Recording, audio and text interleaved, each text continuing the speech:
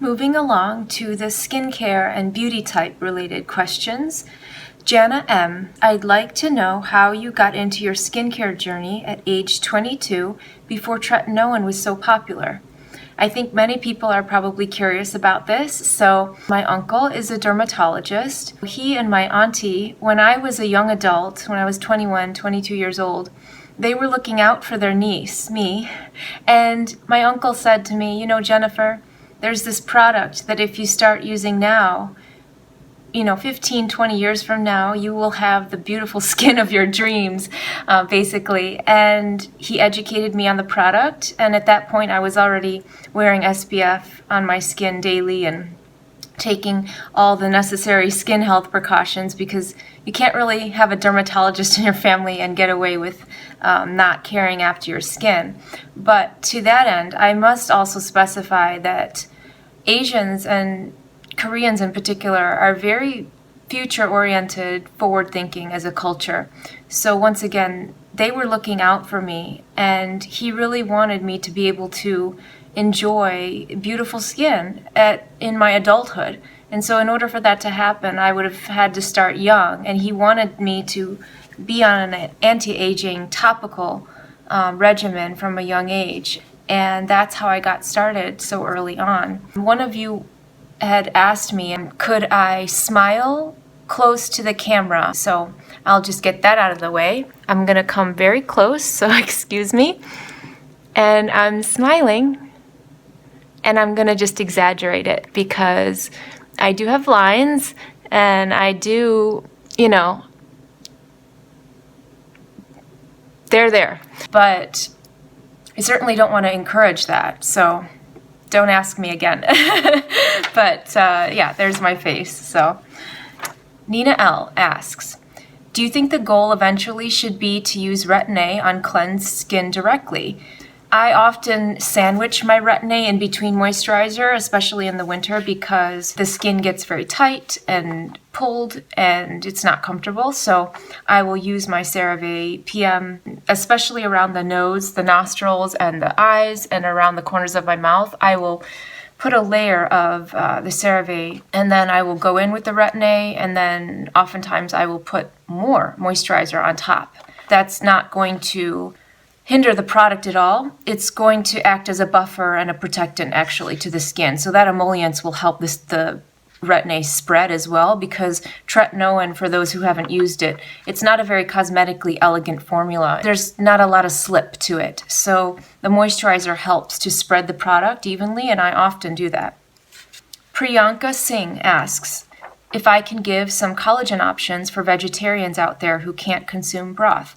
Absolutely, I can. Algae and seaweed, they contain beta-glucan, which is a fibrous material, plant material, that is very good for nourishing the hair and skin and connective tissues. Algae and seaweed, these foods are very good for the skin and also in general. What I can also suggest is adopting habits that increase the collagen by way of avoiding things that decrease collagen. Excess sun exposure, smoking, sugar consumption, these three things decrease collagen. So that's something to keep in mind. I don't smoke, I limit my sun exposure, and I don't consume sugar on a daily basis. So those would be my suggestions.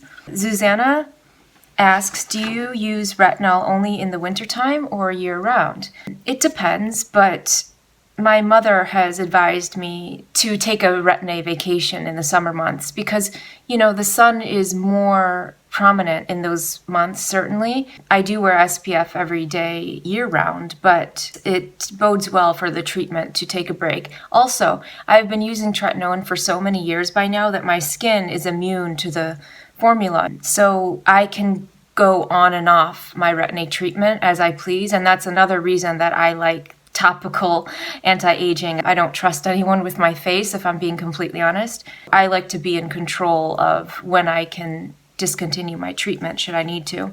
Another time you would need to discontinue treatment, though, is if you're pregnant, because you cannot use tretinoin when you're trying to conceive and when you're pregnant. Laura 3400 asks, who is your beauty icon? Charlotte Gainsbourg, without a doubt. Dra asks, what tretinoin strength do you use? I use the generic form of brand name Atrilin, tretinoin gel 0.05%. NN asks, why do you still use tretinoin 0.05%? Would it not be better to increase it to 0.1% after so many years? I'll try and be as concise as possible, but when I first began my treatment, my uncle explained to me that I can go one of two ways. I can use the weaker strength and my results will take longer, but the side effects will be less harsh and my skin will be more comfortable in the interim. So therefore, I'll be able to, while I'm receiving the treatment, kind of enjoy the results going forward, going along. Whereas if I increase it, the side effects are much more pronounced. And in the end, the two yield the same results. The way I have chosen just simply takes longer. And I didn't mind that because I was starting at such a young age as a young adult. I knew I was going to be using this product for the long term, at least foreseeable future, well into my adulthood, which I have. So I wasn't concerned about having to be patient. And I wanted to at least be able to enjoy some of the results while I was going. Although I do have to say, I went through a period of time where my skin became very acne-ridden and rashed and irritated and all the things you hear about. But after that subsided, I would say in about a year's time, I really started to get a new face. I got a new complexion, and then I thought, okay, this is it. This is worth it. Wendy asks, what do you use to prevent eye bags and circles?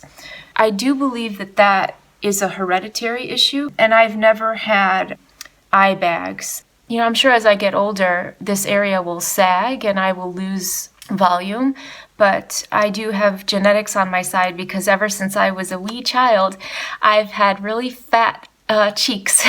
So that has been great because as I've gotten older, they're still plump and fat, which I don't mind. But I'm sorry I don't have an advice there. You know, sleeping, proper sleep, and de-stressing, meditation. So these things, yoga, they help with the circulation of the face. You know, I'm standing on my head for 5 minutes a day doing inversions and things like that. So I'm sure all of that contributes because it drains the lymph and helps circulation all over the body, which I'm sure impacts the skin. The skin is the largest organ, so all of these things, my diet.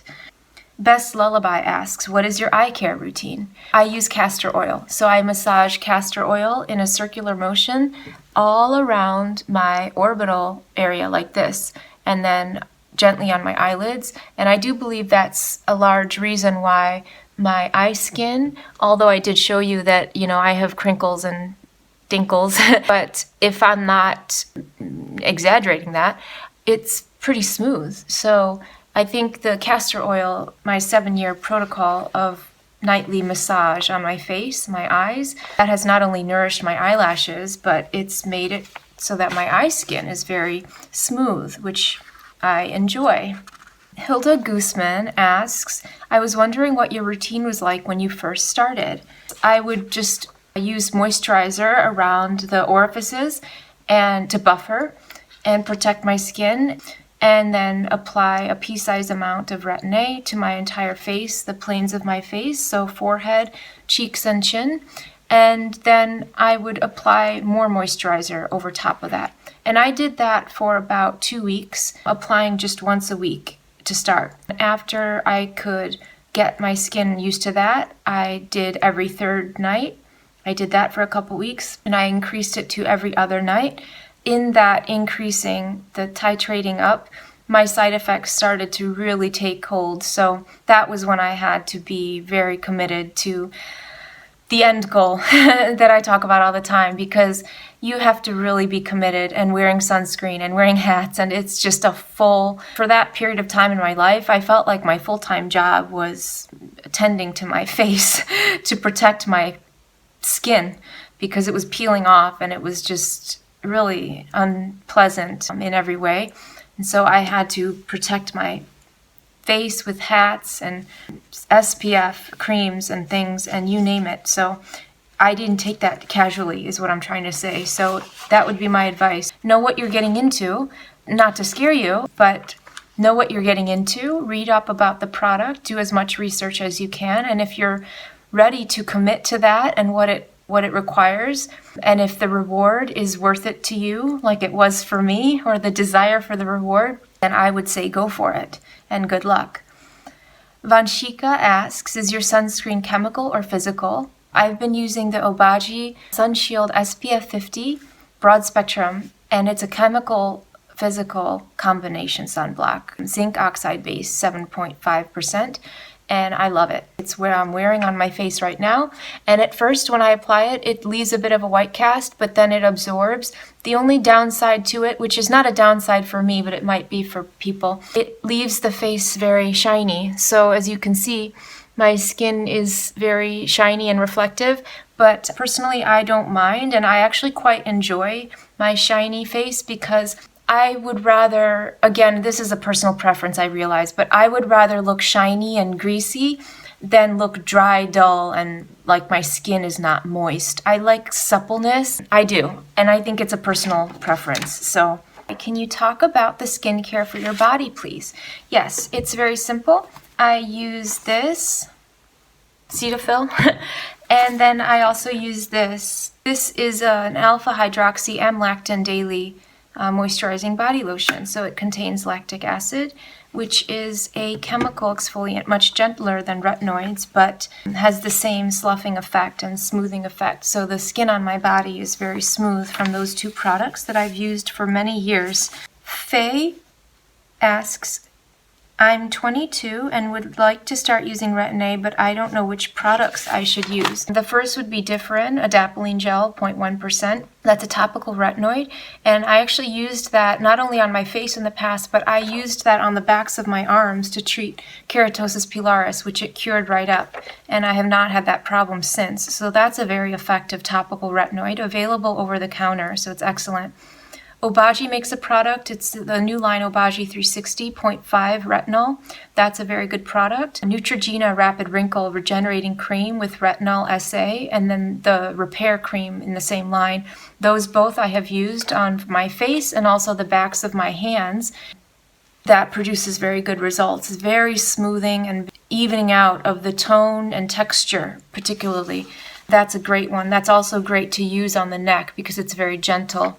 And CeraVe Skin Renewing Retinol Serum. They contain retinol in an over-the-counter formula that's much more comfortable to use, especially if you want to introduce your face to the chemical. Use one of those for about 6 months and then see if you want to move forward with prescription strength tretinoin. Faya Roos asks, what are your thoughts on retinol? Do you think it's as effective as Retin-A? The treatment will take longer, however, the side effects will be much less harsh, and the ultimate result is very similar, especially if your skin cannot tolerate tretinoin, because not everyone's skin can tolerate it. The side effects are much too harsh for some people with sensitive or overreactive skin. So if you are one of those people who has tried it without success, I would recommend retinol. Any of the products I named previously, those would be good starting points. Jessica Reed asks, is glycolic acid needed when Retin-A is used on a regular basis? I wouldn't say it's needed, but if you wish to use a glycolic acid or lactic acid treatment, my suggestion would be that on the nights you use glycolic acid, wait 4 or 5 or even 6 or 7 nights thereafter before reintroducing tretinoin. You can use them in conjunction safely, but I would never use them simultaneously or even back-to-back nights because that would be stripping the acid mantle and disturbing the natural homeostatic balance of your skin, which doesn't sound desirable to me, and I wouldn't advise anyone to do that. Ezra asks if I can use retinol around my eyes. You can use retinol products around the eyes. I'm not sure I would go in with prescription strength tretinoin around my eyes. The closest I usually get is about here and then above, and then I do put Retin-A in between my eyebrows. But I don't go on the eyelids, and I don't go directly beneath my eyes, and I don't go directly in the corners of my eyes. I do apply Retin-A in this motion here. So the temples and the tops of my cheeks. I mainly concentrate it, however, on the planes of my face. The product does migrate too overnight. As I sleep, it will naturally migrate to those areas, so you don't have to worry about anti-aging the eyes, because over the course of many years of using tretinoin, the product does migrate. And also because you're using such a small amount, it doesn't spread very evenly, and that's about all the surface area I can cover with the small amount of Retin-A that is advisable to use each night. Deborah B., you mentioned in a video that you're wearing sun protection gear. I'm most curious about the driver gloves. So I brought them here to show you. They're really cute, actually. And I've been wearing driving gloves since I've been driving because, once again, my mom wouldn't let me drive without protecting the backs of my hands. So these are what they look like. They cover the skin nicely. So those are my driving gloves, and I bought them on Amazon many years ago. I'm sure you can find something similar. And I also have, for when I'm wearing sleeveless, I have a long version. So this, if you can imagine, once again, my fingers are free to control the steering wheel and drive and be safe, but my backs of my hands are covered, and this sleeve goes actually all the way up my bicep. So I'm sure I look ridiculous driving around town, but I don't care.